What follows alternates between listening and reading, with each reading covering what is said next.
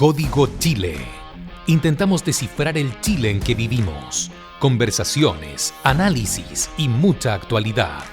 Una presentación de Empresas Balmar, San Francisco de Chequén y Donet y Compañía, Gestión Inmobiliaria.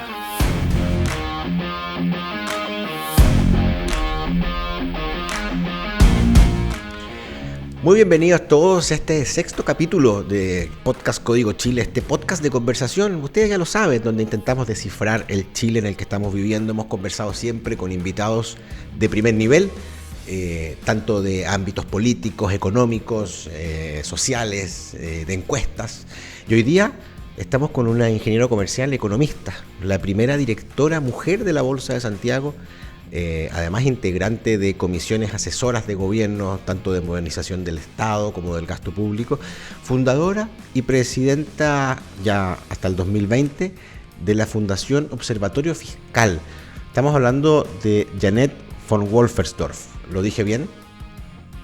Lo dijiste excelente, Francisco. Muy bienvenida, Jeanette, a nuestro podcast Código Chile. ¿Cómo estás? Bien, ¿qué tal? Muy bien, gracias. Es un agrado tenerte. Tú eres una voz muy autorizada en términos económicos, en términos de cómo, en el fondo, cómo hacer transparente la gestión pública, de cómo orientar los esfuerzos. Privada. Y privada también, por supuesto. Pero además vamos a partir hablando y conversando sobre el rol de la mujer. Hoy día es un tema que está súper en boga. Tenemos un gobierno que se ha declarado feminista, con paridad de género en los ministerios, etcétera. Pero sin duda quedan brechas en nuestro país. A tu juicio, ¿cuáles son las principales brechas que hoy día enfrentamos entre los hombres y las mujeres en nuestra sociedad?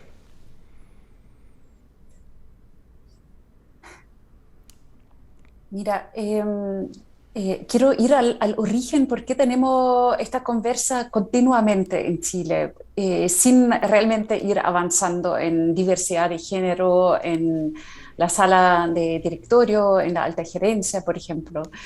Y a mi juicio tiene que ver con cómo se gestiona el poder en las instituciones. Y si ahora miremos el sector privado, claramente tiene que ver cómo se gestiona el poder en las empresas más grandes, y si la forma como se ejerce el poder no es tan horizontal y basado en un liderazgo por prestigio, sino en un liderazgo por dominancia vertical, maquiavélico, narcisista, con alta diferencia de remuneraciones entre las distintos niveles en la jerarquía de una empresa, significa que la lucha por ascender en esta jerarquía vertical es muy agresiva, y si uno agrega nuestro origen como más hispánico, colonial en Chile, a mi juicio tenemos un desafío importante a nivel cultural, pero también de regulación de mercado, porque el desafío cultural simplemente con buenas palabras no va a cambiar, con distintos incentivos no va a cambiar la cultura, de que es excesivamente machista y justamente no feminista. Y en el sentido de que se confirma en Chile también lo que distintos estudios han confirmado en el ámbito internacional, que no basta decir que llegan los currículums, que llegan, no importa hombre o mujer. No es así. La empresa deberían a propósito buscar la diversidad de pensamiento, siempre cuando la quieren, porque si la empresa basa su modelo de negocio en mantención del statu quo, no van a querer opiniones distintas, no van a querer innovación. Claro, y lo otro es que a la mujer hay que fomentarla explícitamente, porque contra las estructuras de los clubs, la forma como se gestiona o como se pelea, como el hombre pelea por el poder, es muy distinto como la mujer pelea por el poder, o como el hombre no narcisista, el hombre con menos testosterona, lucha por el poder. Y los que no tienen la testosterona tan alta y no son narcisistas, no tienen condición también a nivel cerebral de ser narcisista, normalmente no quieren meterse en esta pelea manipuladora, maquiavélica por el poder. Por eso, cuando tú quieres que la diversidad surge y que surgen líderes que son más horizontales y no tan verticales, tienes que fomentar esto explícitamente y también tener una política y una estrategia clara desde el directorio para ello.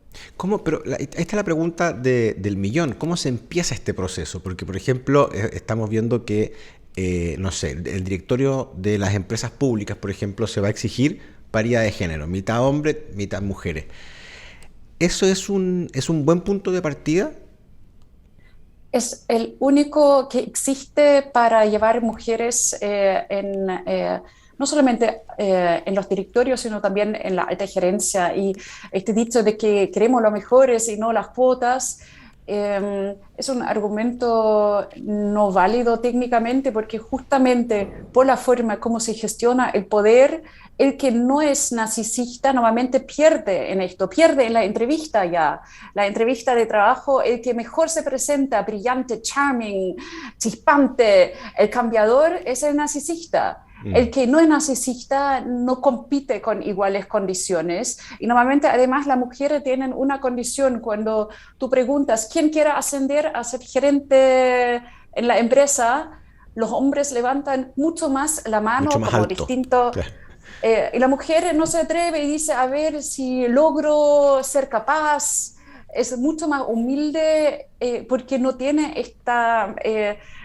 ¿Ambición? esta ambición de necesariamente estar en el poder, quiere hacerlo bien, y esa condición que tiene mucho que ver con las hormonas también y con el funcionamiento del sistema dopamina, que se premia en la persona el ascender rápido el poder o hacer algo bien, hace que finalmente la mujer tiende a quedar más atrás en la carrera. Por eso tú ves que hoy día países como Alemania, volviendo a la cuota que mencionaste, países como Alemania introdujeron años atrás la cuota para las empresas más grandes en el directorio superior, en el Aufsichtsrat de las empresas, y ahora lo están implementando en el segundo directorio, que es en realidad la junta de la gerencia, es como el C-suite. Perfecto. Entonces ves también el Nasdaq, una institución privada, la bolsa en Estados Unidos, que pone cuotas que fueron aprobadas ahora por la SEC, Por el organismo que regula las empresas. Exactamente, y vemos que California pone cuotas también, y vemos que en realidad sin cuotas no hay avance, porque específicamente cuando los mercados tienden a la concentración económica y tienden a menor dinamismo en el mercado, el dinamismo medido como entrada, salida de empresas en un mercado, este sea un mercado dinámico.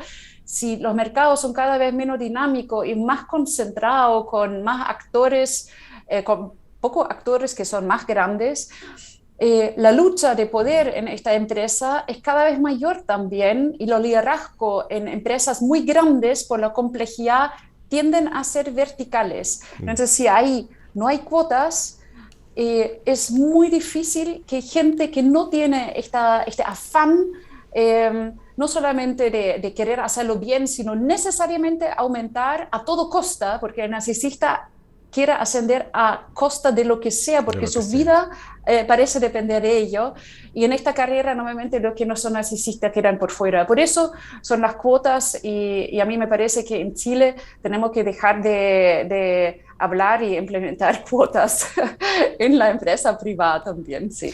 Lo que tú nos estás conversando es súper interesante, porque una cosa son los espacios de poder que se les reservan a las mujeres, pero otra también habla sobre la mentalidad de las mujeres de querer asumir esos cargos, que también es algo que en Chile estamos al debe, tratar de fomentar en las mujeres esta sana ambición, digamos, por ocupar puestos de poder.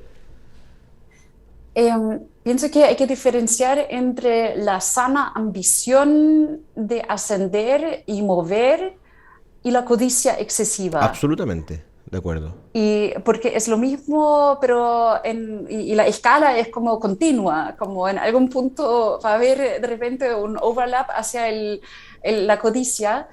Y pienso que muchas mujeres quieren mover mucho también y tienen ambiciones, pero estas ambiciones no están en competencia justa con la codicia excesiva. Bien. Esto lo hemos hablado en términos de empresas, ya sea privada o pública, pero nosotros, bueno, estamos en la mitad de un proceso constitucional y que ya ha establecido que existen escaños reservados en el Parlamento, no escaños reservados, sino una paridad obligatoria en los escaños del futuro Congreso que se elija. A tu juicio, ¿es mejor asegurar la paridad en los escaños o es mejor asegurar la paridad en la competencia antes? Eh, no he estudiado los efectos a nivel político, Ya. pero yo tendo a pensar que tiene que haber un mínimo también de equidad en el resultado y no solamente a nivel de candidatos. Que Janet, también tiene que ver nuevamente con cómo presentan o cómo manipulan las personas que son narcisistas para estar ahí. Entonces, si tienes candidatos que no manipulan y quizá fraudulentamente manipulan incluso, porque los límites éticos para narcisistas patológicos no existen.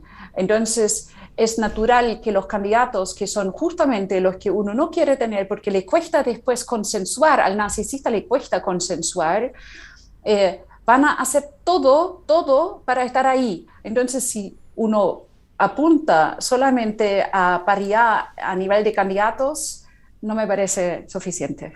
muy bien. Última pregunta con este tema para pasar a un siguiente tema que quiero conversar. Sin entrar en política, no es el objetivo de esta pregunta, pero sino para analizar solamente las consecuencias de esto. Se nombró un embajador en Argentina que no le gustó a la mitad de Chile, a la mitad le gustó, pero finalmente cuando se le criticaba, el argumento fue que las críticas eran misoginias, en el fondo que se le criticaba solo por el hecho de ser mujer.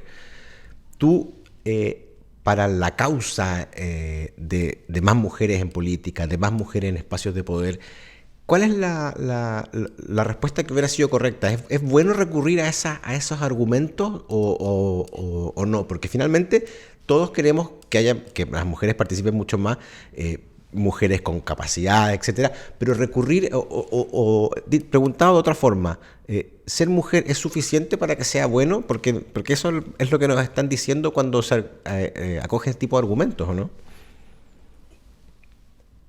Cuando hay decisiones que no estén correctas y uno las defiende con el argumento pro mujer, finalmente le quita a la causa feminista, a mi juicio, porque abusa del argumento. Bien, Janet, quiero conversar un poco de transparencia pública. Yo sé que básicamente tú estuviste dedicada muchos años a esto y hoy día estás quieres enfocarte en otra cosa, pero tengo que preguntártelo porque básicamente es muy relevante tu opinión y conocer lo que tú opinas sobre esto. ¿Cómo ha evolucionado Chile en los últimos años respecto a la transparencia de los datos y de la información? A golpe y a paso lento. O sea, tú dices que los avances se han producido porque han habido porrazos que te hacen reaccionar y decir, bueno, vamos a eso. Normalmente avanzamos en base a escándalos que se destapan y francamente yo me hice partícipe de la protesta después del estallido social por eso mismo, por la condición del Estado de frenar reformas importantes pro-democráticas, porque cuando uno habla de la transparencia del Estado, finalmente uno está hablando de algo muy central para la democracia, porque si el que está en el poder no comparte la información que el usuario quiere, no solamente la información que el poder quiere compartir, sino lo que el otro quiere saber, entonces los espacios de abuso aumentan. Y quiero cortito volver al tema narcisismo porque ¿sí? Distintos estudios académicos y también científicos han mostrado de que las personas cuando tienen justamente niveles de narcisismo que tienden a subir con el poder y además tienen espacios discrecionales en sus decisiones, el riesgo de corrupción es muy alto, y corrupción en el sentido de abusar de la posición de uno, del rol público, para enriquecerse privadamente, para ventajas privadas, usar una función encomendada. Entonces, la corrupción aumenta sin transparencia y con espacios excesivos que son discrecionales. Y nosotros trabajamos mucho en impulsar transparencia del gasto público. Yo armé el Observatorio Gasto Fiscal. En 2015 partí con eso y empezamos a analizar con analítica de datos el gasto y a presionar por datos que realmente sean de mejor calidad.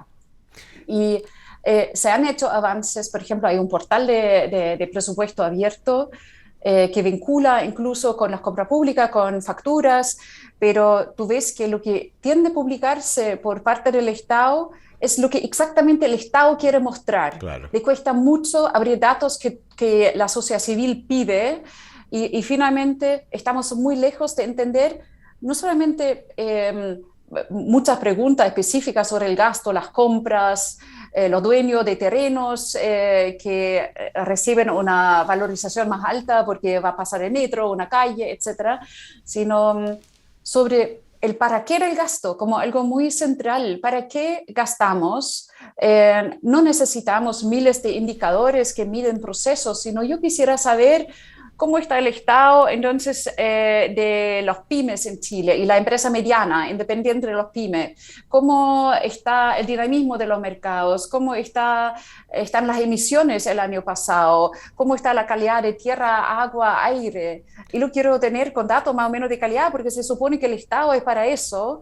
Entonces nos faltan no solamente KPI, sino también los objetivos grandes. Claro. que nos prometen y que dicen al contribuyente, oye, tú contribuyes, pero es para algo y te voy a rendir cuenta. Pero rendir cuenta no se hace entregando miles de datos que muy pocos entienden y donde siempre faltan muchos datos importantes, sino ante todo diciendo para qué, cuáles son los objetivos. Y Chile no tiene una planificación estratégica como país y no tiene un proceso de debatir la ley de presupuesto que permite jamás este debate, pongamos más recursos en seguridad o pongamos más recursos en scale-ups y en emprendimientos nuevos, o en cuidar mejor el medio ambiente para reducir el gasto en salud, para no enfermarse tanto. Exactamente. Janet, tú te fuiste al tema que yo te iba a preguntar a continuación. El ministro Briones, cuando fue ministro de Hacienda, en una jugada muy audaz, le hizo llegar a cada contribuyente un mail con una explicación de cómo se gastaron los impuestos que cada contribuyente pagó. Básicamente ese era el objetivo, de que las personas conocieran en qué se gastaban. ¿Ese es un avance que va en esta medida de mostrarle al contribuyente en qué se están gastando sus plata o no? Eso fue una propuesta que nació de la comisión que presidí, y de hecho trabajamos 12 meses en 2020 y entregamos en 2021, inicio de 2021, recomendaciones en eficiencia y transparencia del gasto público. Y durante el año igual entregamos una serie de otras propuestas, y de hecho trabajamos junto con el laboratorio de gobierno, que es como la institución que facilita, encausa innovaciones en el sector público, que ha hecho un gran trabajo a mi juicio. Trabajamos con el laboratorio de gobierno y con el Servicio de Impuesto Interno justamente para proponer una rendición de cuentas en el marco de la operación renta. Y fue muy interesante porque tuvimos después unas sesiones de evaluación posterior que fue valorado muy bien por los contribuyentes. aun cuando no decía algo sobre los objetivos, dado que el país no tiene objetivo final en el gasto, pero a lo menos mostraba cuánto se gastaba de los recursos de uno en medio ambiente, en seguridad, en educación, en las grandes áreas, por ejemplo.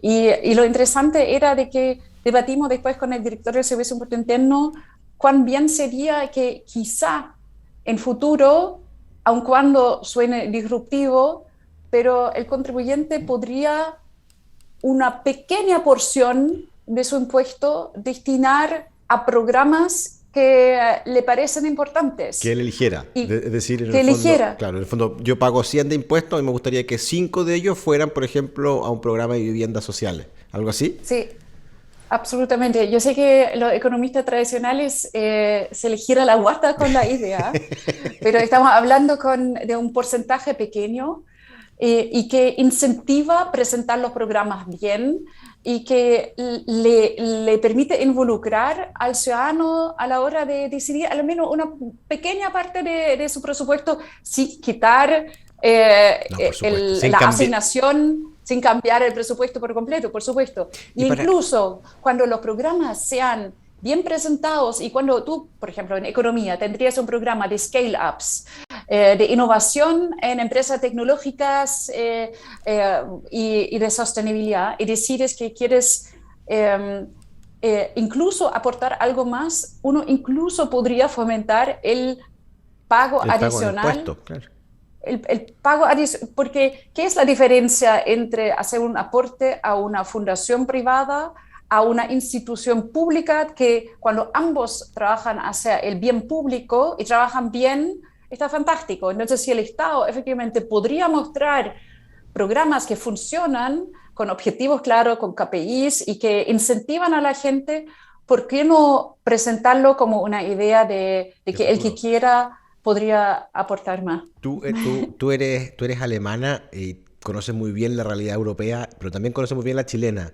¿Cuánto tiempo tomaría que en Chile implementásemos algo así?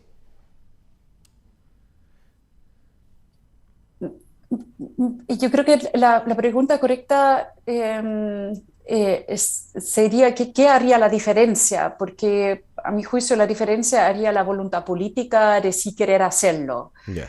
No sé si el nuevo gobierno tiene la voluntad realmente de hacerlo, de avanzar realmente en transparencia y un Estado más democrático que va a sincerar aún más fallas que tiene, si lo hace, pero que a la vez va a avanzar hacia un fortalecimiento importante de nuestra democracia. Espero que sí, y aun cuando dure y sea un proceso gradual, cuando exista desde la moneda misma la voluntad, Francisco, yo creo que ya se hace una diferencia en cómo se percibe el Estado y se van a ir alineando acciones también, no solamente en materia de reforma del gasto público, transparencia del gasto público. Desde la DIPRESIA han anunciado querer avanzar en transparencia. Ahora hay que ver cómo se materializa.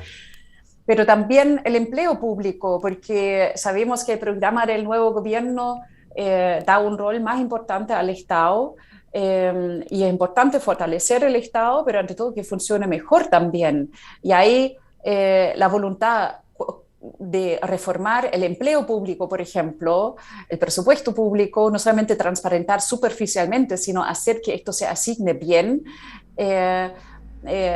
Mostrar esta voluntad va a ser muy importante, a mi juicio, para justificar cualquier movimiento que haga agrandar también el Estado. Estamos conversando con Jeanette von Wolfersdorf, economista, ingeniera comercial, y queremos saludar a quienes hacen posible nuestro programa Empresas Balmar, comprometidos con impulsar barrios sustentables para el desarrollo de la familia. Balmar, 50 años construyendo ciudad.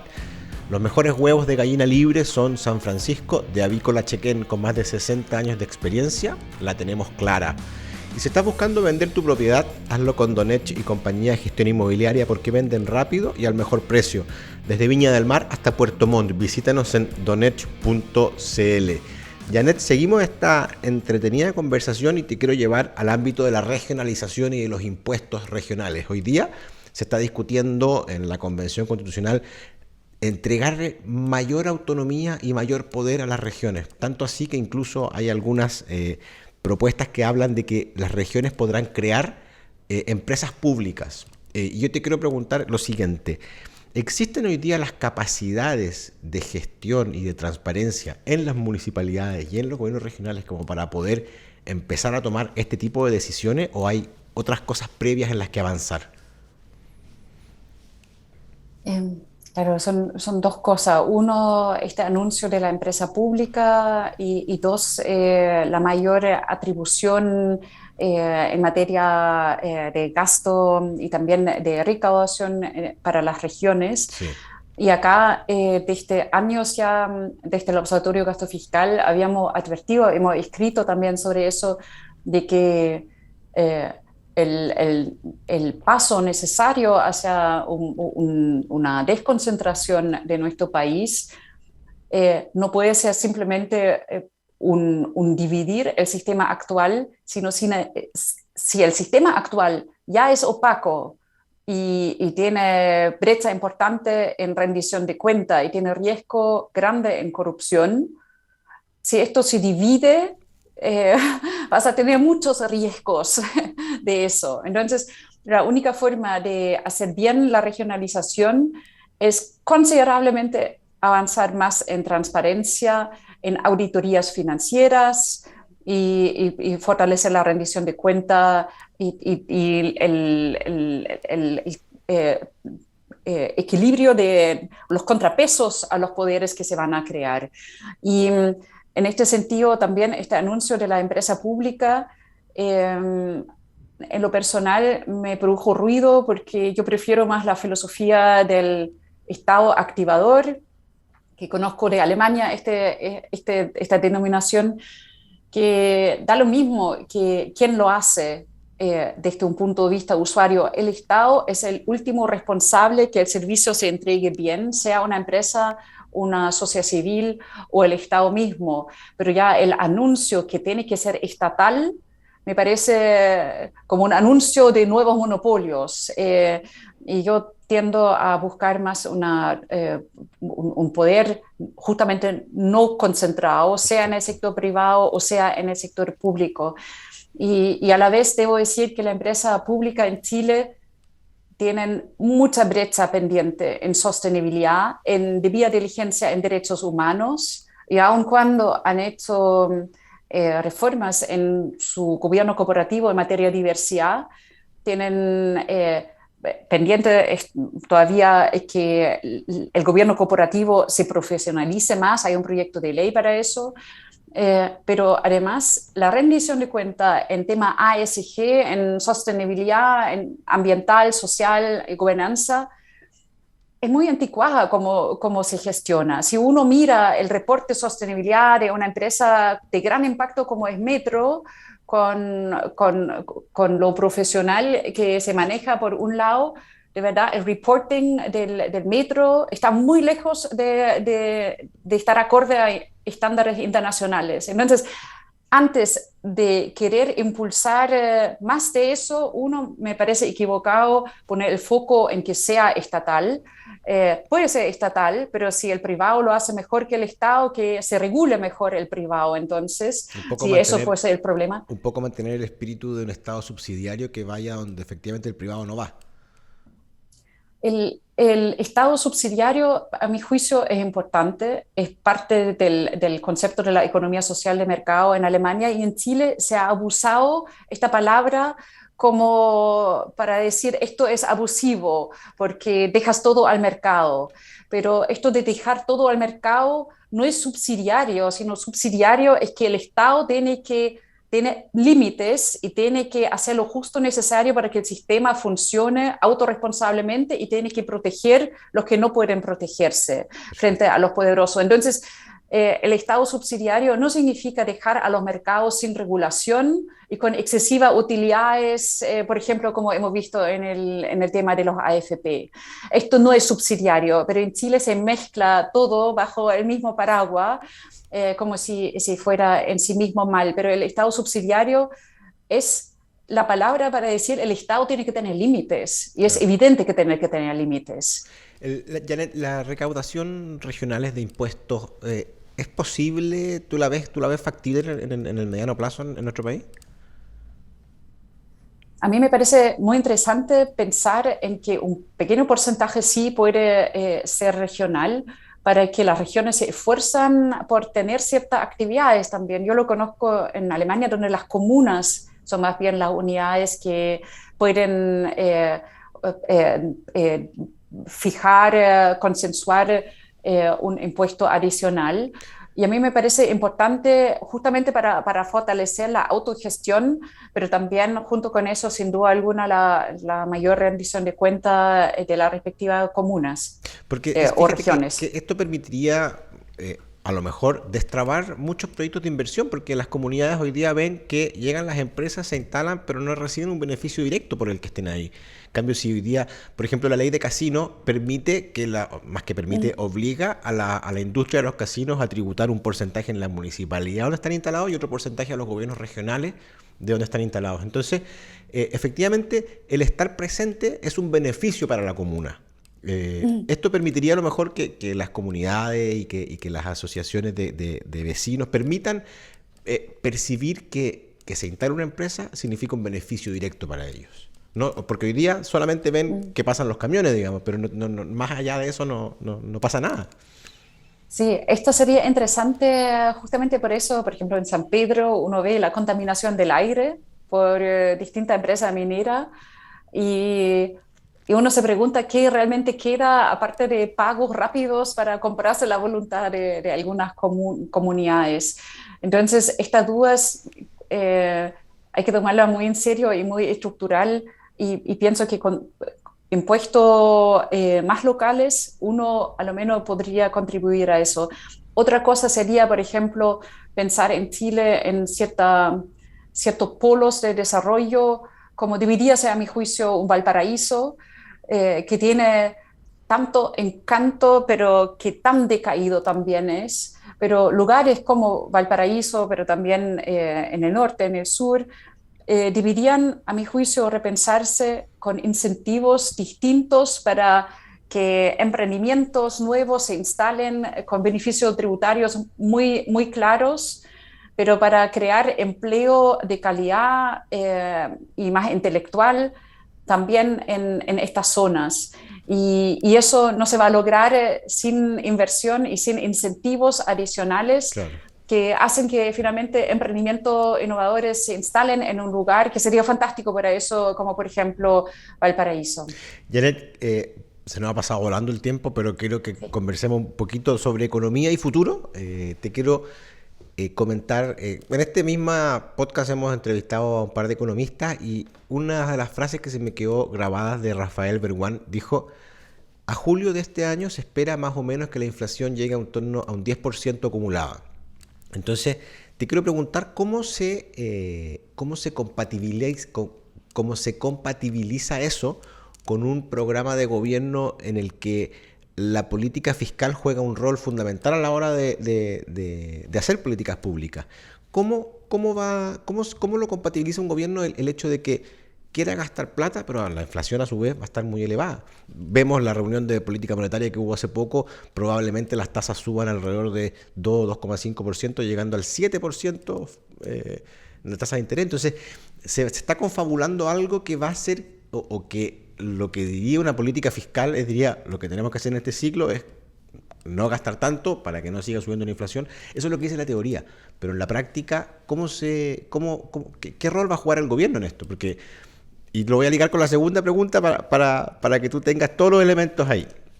Tú el 4 de marzo del 2022 en el Diario Financiero hiciste una pequeña crítica y dijiste que en el gobierno anterior no se había hecho ninguna mejora estructural al sistema de la política fiscal. Entonces, ¿cómo lo hacemos? ¿Cómo llevamos a cabo una política fiscal en tiempos de la que la inflación está por las nubes? Qué difícil la pregunta. Em, Mira, ante todo, no todo depende del quinto retiro, pero evidentemente se entiende también ahora para el gobierno la presión en materia de quinto retiro por el efecto en la inflación. Pero estamos, como todos los países del mundo, por la guerra en Ucrania, con esta presión de inflación por los precios de distintos petróleo, trigos.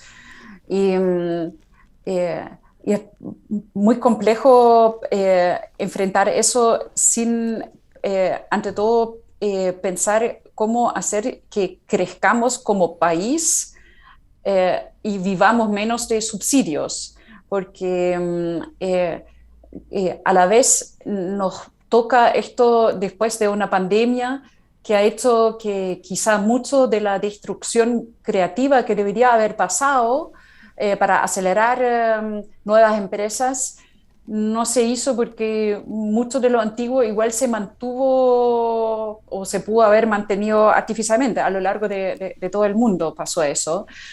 Entonces, para mí la pregunta del momento es cómo hacer que la economía crezca con aún más razón para que genere valor y eso basado en la innovación. Y eso, Francisco, requiere de una estrategia también, igual como hablamos ya de la estrategia país en lo público.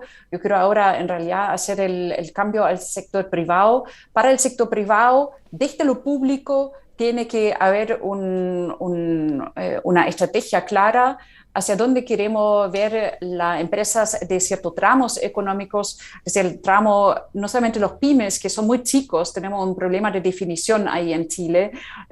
Una pyme termina siendo pyme con $4 millones, que es una empresa muy chica todavía en el ámbito internacional, ni siquiera debería llamarse mediana. Pero más que ampliar el concepto PYME, va a ser importante crear un nuevo concepto de empresas realmente medianas que venden sobre 4 hasta 20, entre 20 y 100 millones de dólares, y cómo hacer que esto crezca y genere empleo de calidad, porque ningún país puede sobrevivir con una política de subsidios y una economía frágil sin innovación. Y esto, cómo innovar en nuestra economía, tiene mucho que ver con la regulación del mercado, de los grupos económicos y del acceso a financiamiento, donde tenemos varias reformas pendientes. Pero ante todo, antes de hablar de reformas, a mi juicio, para polarizar el debate y quitarle como excesiva ideología, deberíamos ser capaces de pensar cuáles son los objetivos en 10 años más, nuestra economía, empresas que venden entre 20 y 100 millones de dólares. Hoy día han reducido su proporción sobre la facturación del país. Queremos que aumente. ¿A cuánto? Las empresas más grandes deberían porcentualmente crecer menos de lo que han hecho, porque son los que más han crecido en los últimos 10 años, los que venden sobre $1.000 millones anuales. Entonces, ¿cuál es la innovación? ¿Cómo medimos la innovación? Porque con tanto gasto público para fomentar la innovación, por ejemplo, no tenemos ninguna forma de medir realmente cómo innovamos, en qué regiones, qué empresas innovan, cuánto invierten las empresas en innovación y cuál es el resultado basado en innovación en las empresas para saber la eficiencia del proceso. McKinsey, por ejemplo, tiene una propuesta muy interesante como medir la innovación en empresas, pero sabemos que los pocos datos que tenemos son de patentes y nos permiten cruzarse con empresas sobre $4 millones. Entonces, hoy día la empresa sobre $4 millones tienen solamente un 12% de las patentes anuales en el año pasado. Eso es muy poco. Es decir, todo lo que es sobre 4 millones, que ya es un límite muy chico, son solo 12% de todos los patentes anuales. Y queremos que las empresas, especialmente cuando son grandes, tienen que innovar más, tienen que tener más presión competitiva. Y si fuese por transparencia, por transparentar más qué sectores no innovan nada, pese a tener buenos márgenes, y a través de la transparencia, ojalá forzar la innovación y ante todo cambios, claro. Claro, y tener clara la estrategia, cuánto queremos que se innove en ciertos tramos de la industria o de cuáles sectores, para después hacer un seguimiento a la efectividad de la política pública también y de la regulación respectiva. Hoy día la política económica del país está a ciegas. En gran parte lo que se invierte, por ejemplo, en materia económica o lo que se hace en regulación, no se mide el resultado final porque no tenemos datos. Los datos económicos de nuestro país son muy precarios, pero la buena noticia es que a lo menos la semana pasada en una reunión que tuvimos con el nuevo ministro de Economía, Nicolás Grau, con su equipo, con la subsecretaria también y con distintas mujeres, hablamos de diversidad de género también, se habló claramente de la importancia de avanzar en transparencia y yo entiendo que esto está ya en los planes del gobierno de avanzar en accesiblemente más datos sobre nuestra economía para hacer tanto mejor política pública, pero también hacer que cualquier periodista o persona interesada podría entender mejor el funcionamiento del mercado. Janet, con esta pregunta terminamos porque ya estamos llegando al final de nuestro programa, pero está bastante de moda que las empresas grandes estén abriendo sus propios departamentos de corporate venture, que se llama, que en el fondo donde las empresas grandes invierten en pequeños emprendimientos tecnológicos, ¿no? Para poder tener un portafolio de inversiones y poder diversificar. ¿Es lo que hay que seguir potenciando en Chile? ¿Es lo que necesitamos para poder crear innovación y para poder justamente cumplir lo que tú estás diciendo? Porque una cosa es lo público, que ya las políticas sí. que puede, pero también los privados tienen algo que decir en esto. No creo en la voluntad, sino en la presión de la competencia. Yeah. El ser humano se mueve con dos conceptos. Toda nuestra evolución se basa en competencia y cooperación. Las dos cosas en conjunto, cooperación, trabajar para los mismos objetivos y la competencia. Y la verdad, sin mayor competencia en Chile no va a haber más innovación. Y los datos, por ejemplo, que se presentan hoy día en los tramos, tienen que limpiarse para separar la empresa, los nuevos ventures, los nuevos emprendimientos de los grandes. No deberían estar en los tramos chicos, sino deberían subirse a los tramos donde pertenecen a los grandes, porque ojalá lo que necesitamos en Chile son nuevos emprendedores, caras nuevas, que arman nuevas empresas, que acceden a capital y que tienen mercados donde el grande no le destruya la oportunidad, sino donde ojalá tengan toda la facilidad. Entonces, eso es parte de la movilidad social y de entender que el mercado mismo es motor de movilidad social. Eso es el concepto de la economía social de mercado, no remediar ex post excesivamente con impuestos y transferencias, sino antes de que se haga eso, poner foco que el mercado mismo sea un motor de movilidad social. Janet von Wolfersdorf, te queremos agradecer por haber estado con nosotros en este podcast Código Chile. Ha sido una conversación súper clarificadora, súper entretenida para poder entender cuáles son los desafíos de nuestro país en términos de innovación, de economía, de transparencia, que son los temas que tú dominas, así que te queremos agradecer nuevamente por haber estado con nosotros. Muchas gracias. Gracias, Francisco, muy entretenido hablar contigo. Muchas gracias. Nosotros nos vemos en un próximo episodio de Código Chile. Muchas gracias, no se lo pierdan. Nos vemos pronto. Código Chile. Intentamos descifrar el Chile en que vivimos. Conversaciones, análisis y mucha actualidad. Una presentación de Empresas Balmar, San Francisco de Chequén y Donet y Compañía, Gestión Inmobiliaria.